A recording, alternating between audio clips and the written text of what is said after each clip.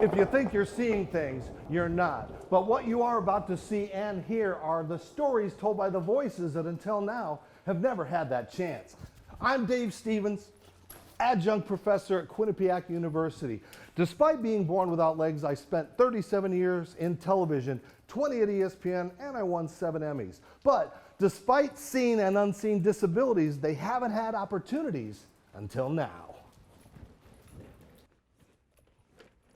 Welcome to Ability Media. Right here in the Ed McMahon Communications Center, we are making media by us, for us. Content, stories to inspire and to educate. And the programming all begins right here in 3, 2, 1.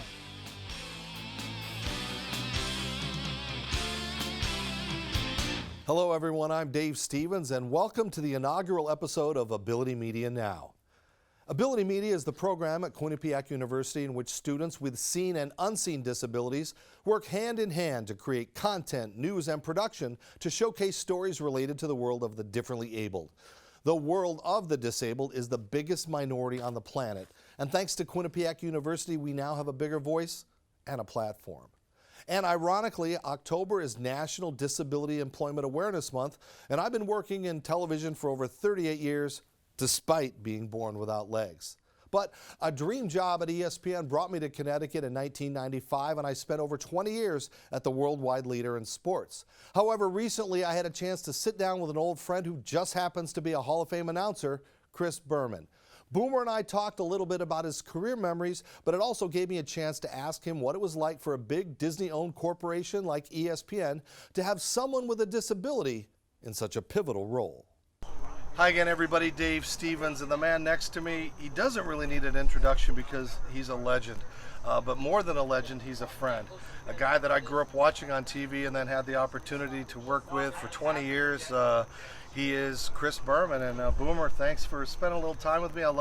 This is one of the few times we ever get to catch up, but it's great to see you. Cat, we call him Cat. Dave, great to see you, pal. Hey, nice it's great to see you in person. I mean, he texts now, and that's you've caught up with the world. That's somewhat. You're still on TV after all these years. Did you think in '79 that you'd still be in people's homes and still have a fan base and people that love Boomer? No, it's not about me. I mean, I'm able 42 years later. I was 24 when I started ESPN, as you know. We didn't know would we be on a few years later. So I'm foolish. They're foolish enough to keep me around is what I'm trying to tell you. Well, I'm glad you're still there. And I look back to the memories and, you know, the way you embraced me. I was this little 29-year-old kid from Minnesota, you know, coming up, and you give me the nickname Cat, you know, Cat Stevens. But I also was like the very first disabled person at ESPN, and I think it was a unique culture for people to get to know me. And I've often wondered, you know, was there apprehension at first, or did it evolve to where I became just Dave, a regular guy? I've often wondered, you know, because I was the only one at the beginning, what that was like to work with somebody with a disability. No, we didn't look at you any differently. Again, that's the quote proper thing to say. Well, first of all, as we got to know you two, so I will say only this: despite your daily life and what it took for you to even get to work for I'd like to say the 8 hours, but more the 10 or 11 hours that we would work together on a given day. On occasion, we thought about, what's it like for Dave to go home? And then we'd feel lucky, but you wouldn't want us to feel that way. And we knew that also. You're unique more than we are, okay? I'll just leave it at that. All right. I wasn't looking for the accolade. I know that. Thank you. As we wrap up, I know you get put on the spot all the time, but, you know, I pick memories that I've seen, the things that you've covered. Is there that one moment in sports? Was it with your dad? Was it on a field? Like that one moment that every now and then just pops up as that moment of your life, just that was it? September 6, 1995 was when Cal Ripken surpassed Lou Gehrig's unreachable star, as I said that night. 2,130 games played consecutively. That's 14 and a half years or whatever the number is. And I get teary and my hair sticks up on my arms when I think about it. When I think Because- about your home run call, I mean, that's just Well, was it's magical. not about though. me. But here you are in that moment, and you get And to he be hit a a home. part of that moment. Well, you know? When the game becomes official after the team behind bats 5 times, which was California at the Angels. And the number came down on the warehouse. 2-1-3, and the 0 became a 1. And Cal made that lap. Buck Martinez and I and the production crew were smart enough to say nothing. This isn't lauding me. You want to know why I said nothing? We were crying. Not all 22 minutes. Right. Tears of happiness. I'm tearing up a little now. And Joe DiMaggio was in the stadium representing Lou Gehrig. That's pretty heavy, right? I mean, and there are others, his dad and mom, and I mean, we could go on and on. Earl Weaver and Brooke Robinson and the back. The Joe DiMaggio was there representing my teammate, Lou Gehrig. Okay, this is 1995. Lou's not been with us for 60 years. That was a night for America, and going to work, more than just, hey, it's a great baseball moment, it's a good record. No. So what's scary about it is I'm giving you the highlight of that's 26 years ago already, so I don't know, I hope I have another one, but that would be the one, because it was larger than baseball or even sports. And I know everybody who watched it remembers where they were, not because we did it, Yeah. but they remember. Okay, last question. Hopefully, in 20 or 30 years, what do you want to be known for? What's your tombstone? What's your I call it my legacy, but what's your legacy? You know what? If they put on my tombstone, and I know you well enough to know it, the same with you. Forget everything else. He was a good guy. Just put that on there. Not that he did the hell with it. He was a good guy. I'm good. You know, my kids could read that, or my grandkids could read that. He was a good guy. Yeah, maybe he was. Although your kids always like, Dad, you know. Grandkid I have a better shot with, you know, but look, I'm sure if they put that on yours, you'd be pretty satisfied, wouldn't you, Dave? Yeah, I'll take up less of a casket too. I only have to buy half, so See, you're compact. I told you about your attitude. You're unbelievable. Well, talk about and we nice knew that guys. early. You are a nice guy, Chris Berman. Thank you for spending some time. It was supposed to be 2 minutes, but as we know, Oh, you come know, on. there's no time I clock. can't say hello in 2 minutes. So let alone, and look, we don't get a chance to visit as longtime friends that much on camera or without, and I wish you luck with your newest endeavors, because your compass, my friend, is always pointed north. Oh, thank you. Despite whatever life, and it's given you a lot rougher than any of us will ever know ourselves. It's always pointed north, and it continues to point north. And if this is for a class or for those, keep your compass pointing north, whatever it is that, even when things are going great, when it's quote easy, keep your compass going north, because things often don't go great. Keep your compass pointing north. Chris Berman, thanks, brother. Love you so much, man. Take care of yourself, pal. All right. ESPN now has much more diversity in their hiring process for those with physical challenges. They also have many great ERG groups to support those initiatives. As for Chris Berman, he's still contributing to NFL coverage and other ESPN programming.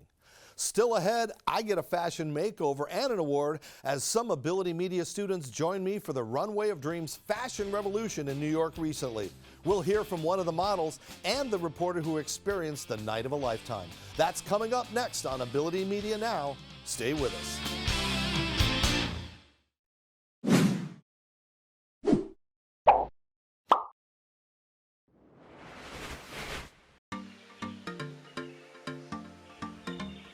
Ability Media is expanding.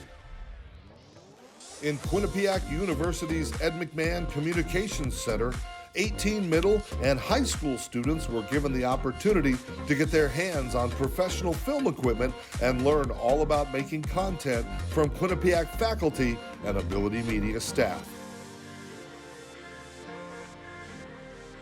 From podcasts to animation to news stories and more, there are endless possibilities at the Ability Media Summer Camp.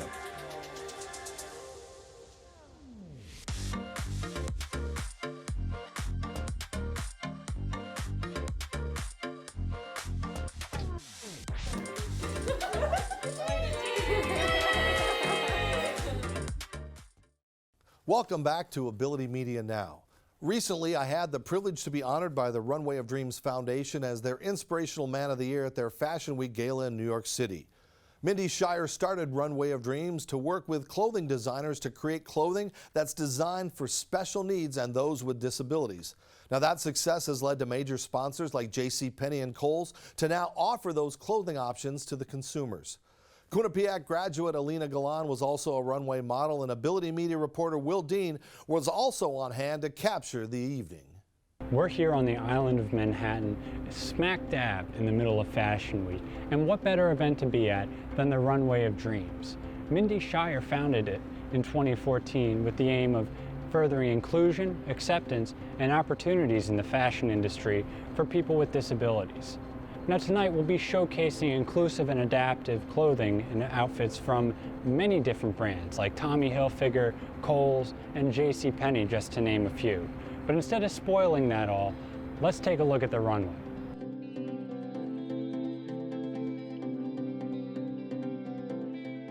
After taking a hiatus last year for health and safety reasons, Runway of Dreams returned with renewed focus on their core mission: inclusion, acceptance, and opportunity in the fashion industry for people with disabilities. Founder Mindy Shire explained how this goal grew out of a simple wish from her son. Runway of Dreams was created in 2014 because my son, who has muscular dystrophy, wanted to be able to wear jeans, and he couldn't manage a button or a zipper, and he just wanted to look like everyone else. CDC data shows that 61 million, or 1 in every 4 American adults, live with some form of disability. Shire sees this as an unexplored market for fashion designers. The fact that here we are in 2021, and we have 6 major brands on the runway coming together to say that people with disabilities need to be included, and this is a business opportunity. The Runway of Dreams brought 6, count 'em, 6, major fashion lines showcasing innovative ideas for people of all abilities. Ability Media's own Alina Galan joined the runway procession, showing off Zappos Adaptive. And it's important that we have the confidence to be able to walk the streets on this earth and be able to just be who we are, and even in the clothes we wear. Emma D'Antonio modeled Kohl's new Adaptive line, featuring wheelchair-accessible pockets on the jeans' calf and a flannel with a new way to do buttons. Yeah, they're magnets, so they just put. U.S. Paralympic powerlifter Garrison Red felt that the night served 2 purposes. For some, it's a recognition of the unique role Runway of Dreams plays in the New York Fashion Week. You know, representation matters, and a lot of New York Fashion Week shows really don't have representation of people with disabilities. So right here you get people from all walks of life with various disabilities showcasing how beautiful they are. Others look at the path traveled so far. It's a celebration of achievement, the successful early stages of the intersection of fashion and disability rights. This night is a magical night because we witnessing history in front of our eyes, and it's giving people a chance to showcase their ability. Speaking to that ability was super agent Lee Steinberg. Presenting the Inspirational Achievement Award, he gave it to longtime friend and Ability Media's own Dave Stevens. I'm so proud of Dave. I represent athletes who are role models, and they exhibit courage, but nothing like Dave Stevens. From magnetic buttons to open-backed clothing, Runway of Dreams never stopped showcasing how designers transformed imagination into reality. And we're sure looking forward to next year. For Ability Media, I'm Will Dean. And joining me now is our reporter extraordinaire for Ability Media, Will Dean, and now I can call her a supermodel, Alina Galan. And Will, first I want to know, I was in the scenes, behind the scenes enjoying it, but I need to know what that experience was like for you. Well, nothing could have ever prepared me for what went on that night. I've never covered fashion personally, so this was my first time covering any sort of runway. And I always thought they were a bit gimmicky, a bit vain to an extent, but that was absolutely not the energy coming out of the room that night. It was beautiful to see everyone showing off their beautiful selves, and it was just a great experience. And Elena, you've been a reality star, a podcast host, a singer. You've been before big crowds, but What was this experience like for you on the runway? So I've modeled before, but this definitely took modeling to the next level. I never thought in my wildest dreams that I would be modeling for Runway of Dreams on Fashion Week. And on top of that, I got to model Zappos adaptive wear. And it was truly a humbling experience because it made me really realize how important clothes makes people feel confident, beautiful, and feel themselves. And I think it's important that everybody, even with a disability or who's unique, has clothes that are available to them and that fit them and are mature to their size. So it's definitely truly an amazing experience that's unforgettable. Well, it was great to see you up there hamming it up. I know I hammed it up a little bit myself, but Will, I got to ask you, what did you notice most about seeing the dozens of kids and the adults that participating with disabilities in this very unique modeling show? Well, it's precisely that. It's the uniqueness. It's how every outfit helped each person in their own way. For example, I talked to this girl, Emma, and I was just fascinated. She had this flannel with these magnetic buttons. I personally hate buttons, and there just everyone around there had a new way to do pockets, zippers. No, I don't like any of those, but it was that you nailed it right on the head. It was the uniqueness of each outfit that really shone through. Elena, you touched on it a little bit earlier, but why is it so important for Mindy's vision to have everybody have accessible clothing, and why is it so important to succeed? I definitely think Mindy's vision is important to succeed because people should be able to go to a store and be able to wear what they want and not being able to have that full availability to feel confident and beautiful in your own clothes. I guess it's a privilege to have it, and I think that the more we look at the smaller groups, we'll be able to expand that and be able to give everybody hope and feel like themselves in clothes and be able to go out into the world with the full confidence in having that availability. Great words, and it was such a great night, and I want to thank both of you for being part of such a great cause. So just a night of a lifetime that I'll never forget myself. For more information on Runway of Dreams or the stories offering these types of clothing, please visit runwayofdreams.org. That'll do it for this edition of Ability Media Now. Our students are busy working on our next show. Next month, we'll be showcasing a great mentoring program that Yale Volleyball has put in place for the ultimate experience for a lucky student with special needs.